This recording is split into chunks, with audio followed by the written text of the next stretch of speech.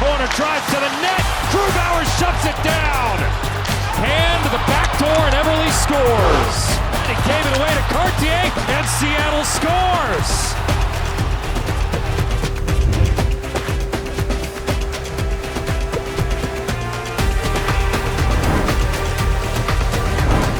Steals, gets it in front. Shane Wright, what a move! He scores! And here's Dunn. Finds a lane, a backhand on, scores! Centering feet in front, scores! Shane Wright's got two!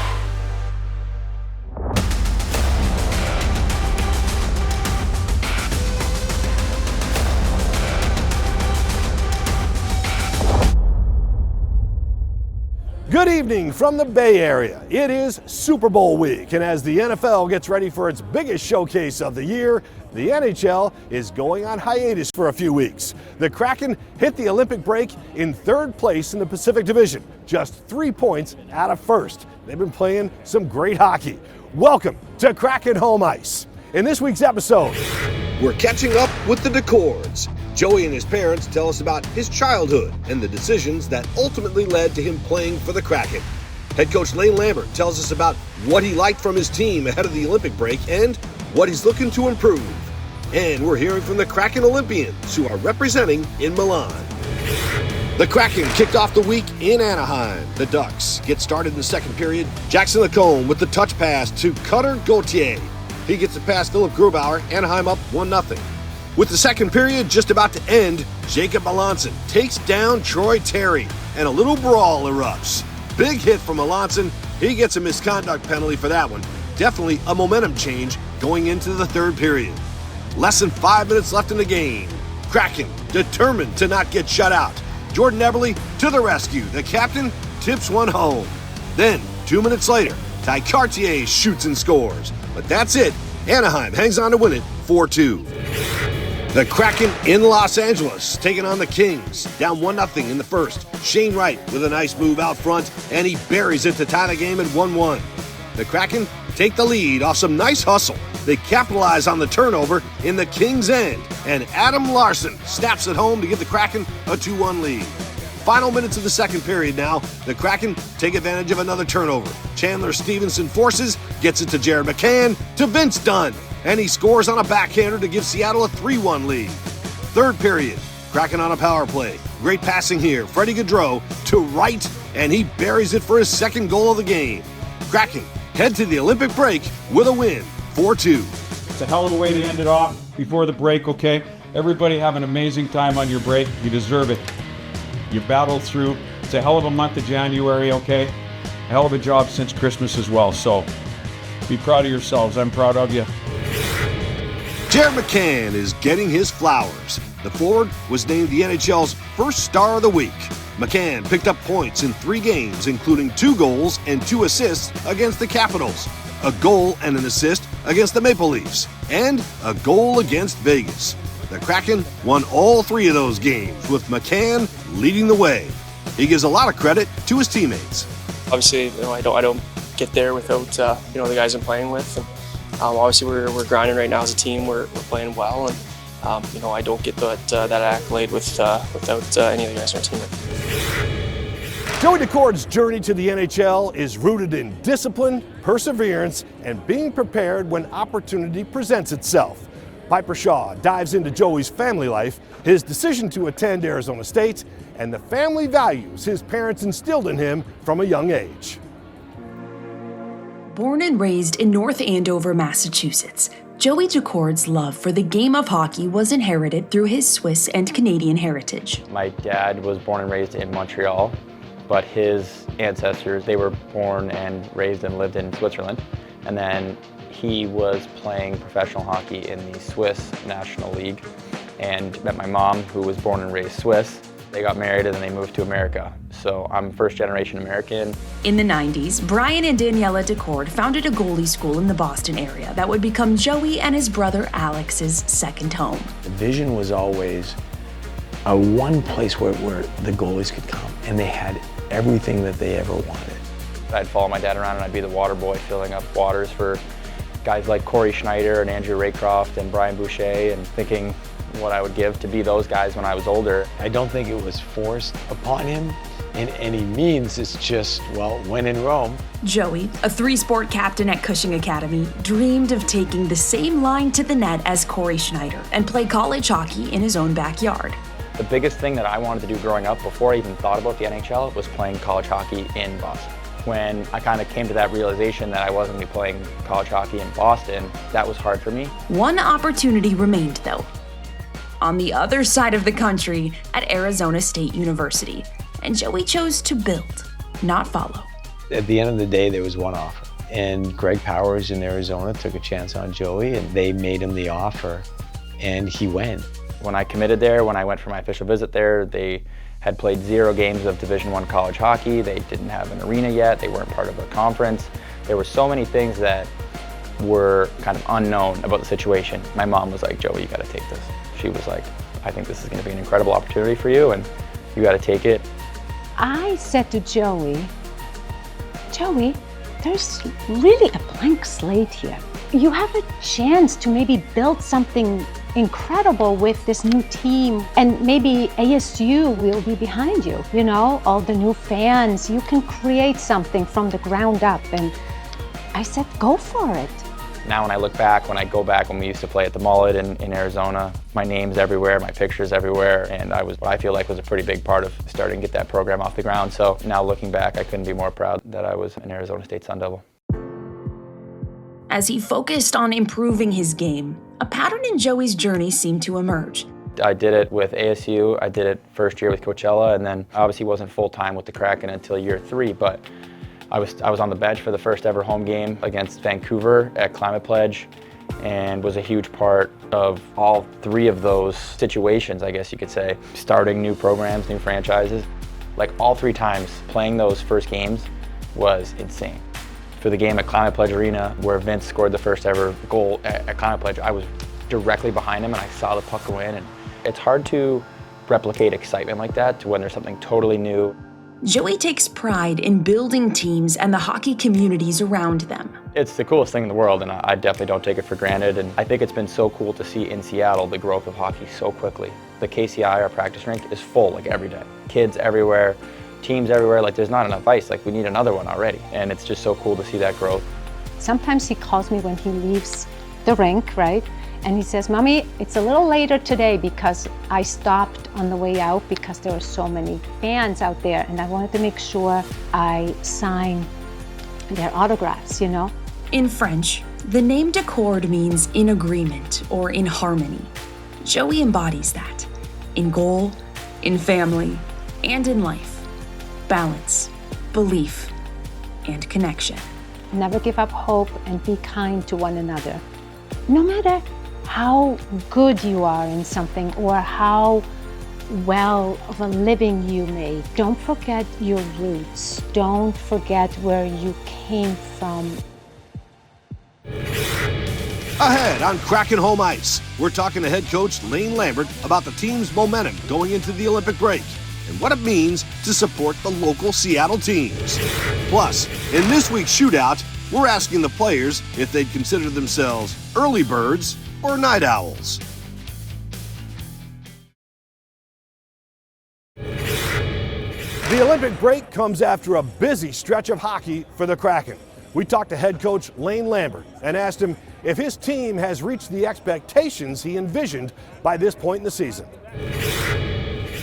You know, we wanted to be in the mix, and certainly when it comes to, playoffs or a playoff position, be as close to that as possible. So we always felt that we could, make that happen. It wasn't going to be easy, but I think, we put ourselves in a position to play meaningful games here. And, we have an opportunity, in my opinion, to continue going here and do something special. Well, Lane, as we know, as the head coach, you're always looking for improvement. Is there one area where you'd like to see this team improve?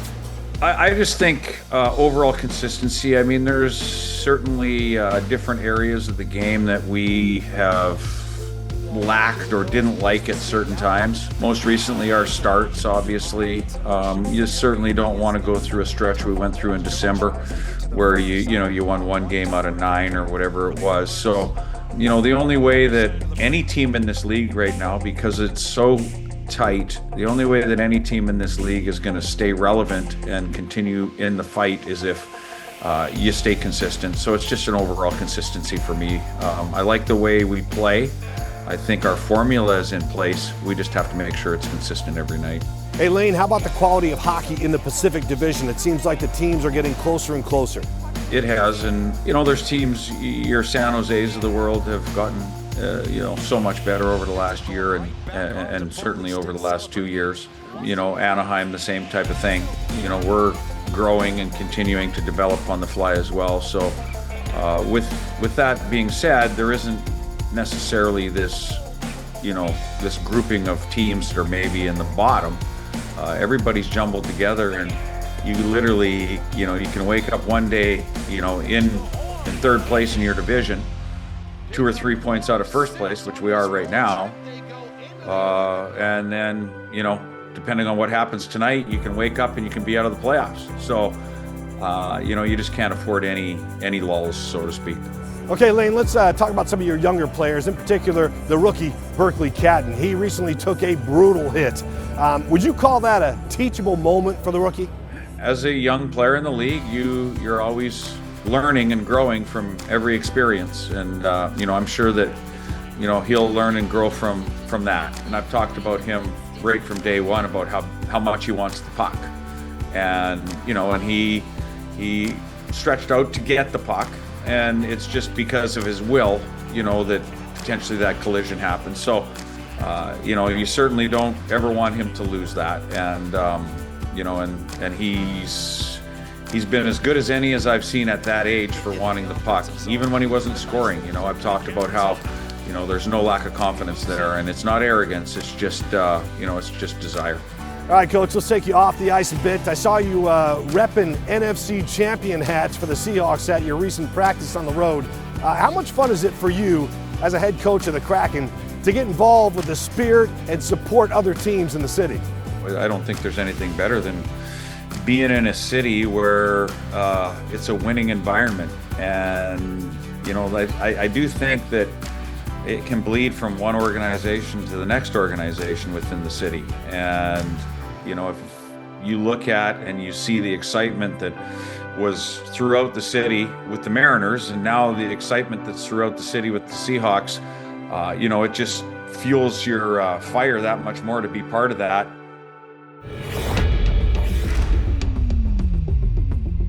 The life of a professional athlete is a busy one that requires a lot of rest. In this week's shootout, we asked the players, are they early birds or night owls? Night owl. Early bird. Early bird. Night owl. Early bird. Early bird for sure. Early bird. Night owl. Early bird. Probably early bird, I would say. Early bird. Night owl. A little bit of both. Early bird. Can I be neither? I like sleeping in, I like going to bed early. The Winter Olympics in Milan are officially underway. Up ahead, we're hearing from the Kraken Olympians representing on the world's biggest stage. And we're also hearing from one of the voices of the Kraken, Eddie Olczyk.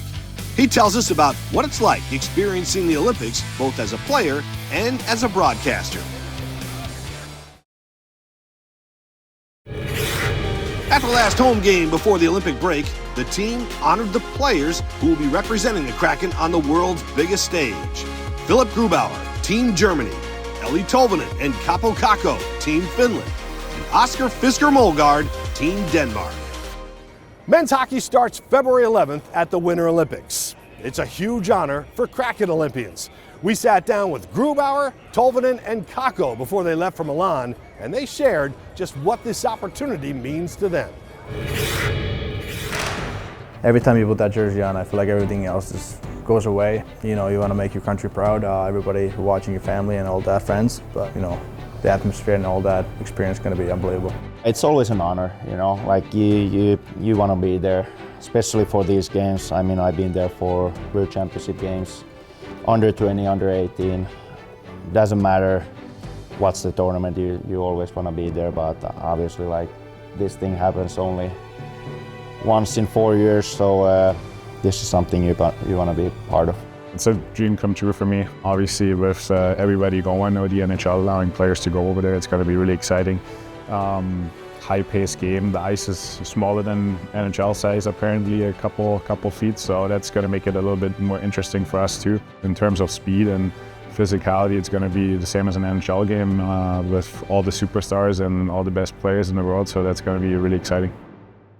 Also representing the Kraken at the Olympics is a very familiar voice to Kraken fans, broadcaster Eddie Olczyk. He'll be one of the lead voices for NBC's Olympic hockey coverage.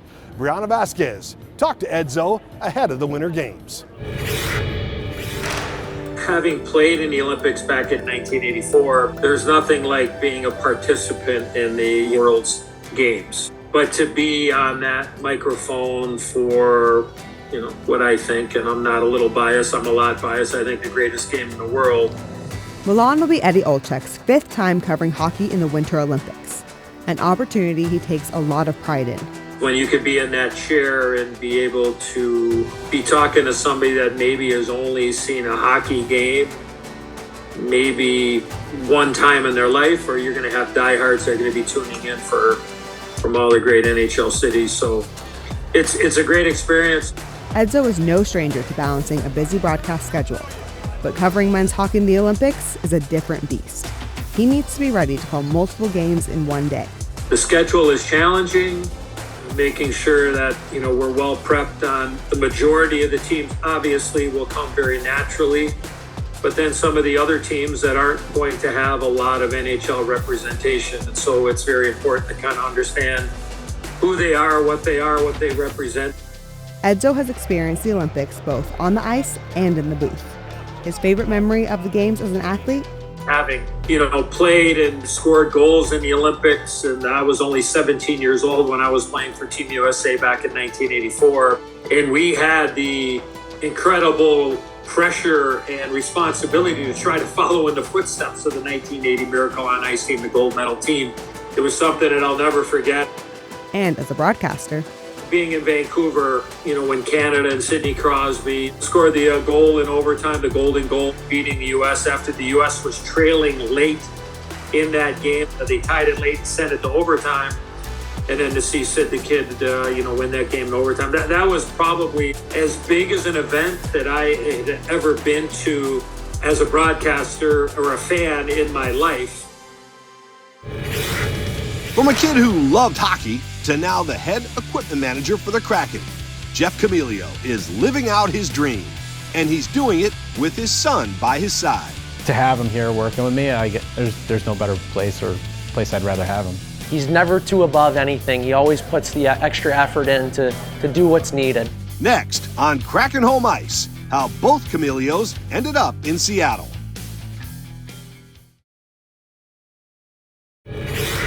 When it comes to a busy hockey season, it's the people behind the scenes that can help make it all happen. Kraken head equipment manager Jeff Camilio says it's the everyday grind that's a dream come true for him. He gives us a behind the scenes look at how it all comes together.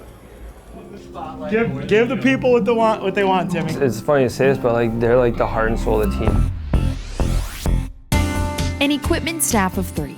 Jeff Camilio, Chris Steerwalt, and James Stuckey are responsible for, well, we're carrying 75 to 80 pieces of equipment, probably around 7,000 pounds of stuff that we're having to coordinate trucks and getting into rinks and setting up a whole nother locker room. Long before he became the Kraken's head equipment manager, Jeff Camilio was just a kid who loved hockey.